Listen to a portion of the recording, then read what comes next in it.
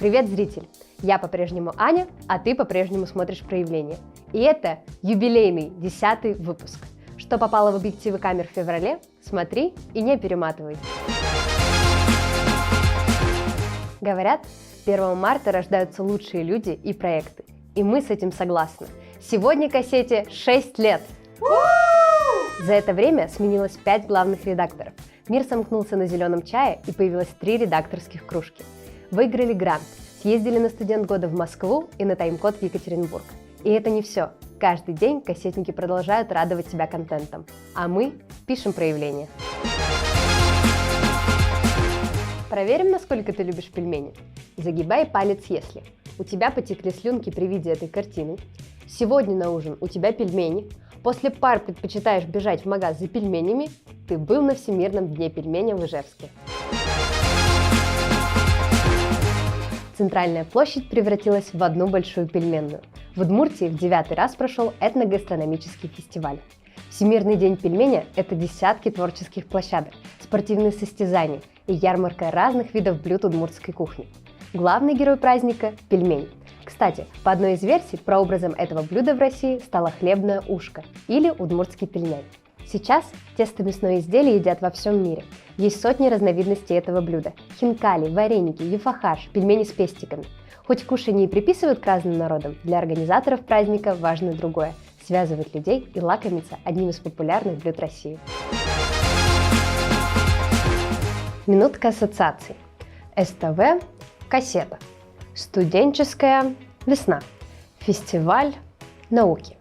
Так, кассете сегодня 6 лет, студвесна через 2 недели, а фестивалю науки прямо сейчас. Место встречи – Национальная библиотека. Условия для входа – интерес к науке. Квиз, битва ученых, лекции и вечер воспоминаний. Участники разделились по интересам. Любители научно-популярных фильмов отправились на встречу с Сергеем Пахомовым. Там погрузились в основу сюжета кино, создание злодеев и правила склейки. Те, кому близок дух соперничества, сразились в битве молодых ученых. Главный критерий – оригинально представить свое исследование. Кто-то использовал мемы, а кто-то пел под гитару. Фестиваль доказал – нести науку в массы и говорить о сложном простым языком можно. Что мы все про УДГУ да про УДГУ? Студенты из ЖГТУ тоже не теряют времени зря. Мы подглядели, как они провели День российских студенческих отрядов. А если хочешь больше знать про внеучебку из ЖГТУ, кликай по подсказке.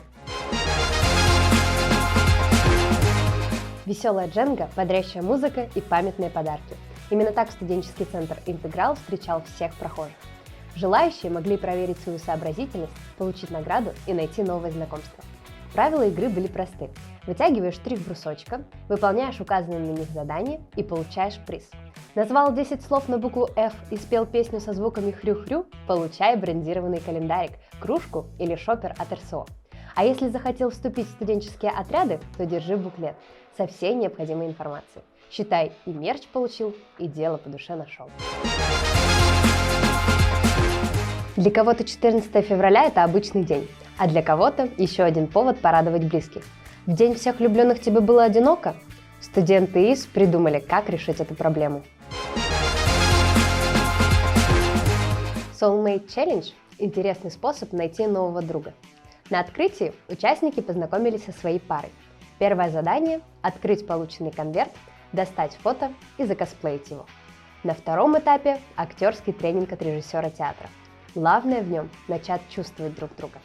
Студенты строили позы, в которые вкладывали смысл, повторяли движения, будь то их партнер – это отражение в зеркале. Затем упражнение, где один закрывает глаза, а другой ведет. Так они учились доверять друг другу. Студенты взаимодействовали не только со своим соулмейтом, но и со всеми участниками челленджа. Мастер-класс помог избавиться от возможных блоков в общении и раскрыться. В один из вечеров пары собрались за просмотром романтического мюзикла. На завершающем этапе соулмейты рассказали друг о друге. Одна пара даже придумала фанфик. Этот ивент о том, как можно сблизиться за пару дней, найти новых друзей и провести классное время вне зависимости от того, одинок ты или нет. Гитара, ковер и закатная лампа. 3 эти вещи объединяют одно – квартирник и ИД. Смотри, как это было. Международный день родных языков музей ИИД наполнился музыкой. Квартирник собрал целую палитру песен, от народных узбекских до авторских на удмуртском, английском и русском языках.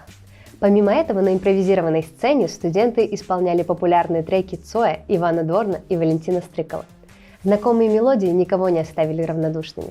Гости подпевали и поддерживали выступающих, создавая теплую атмосферу в холодный вечер.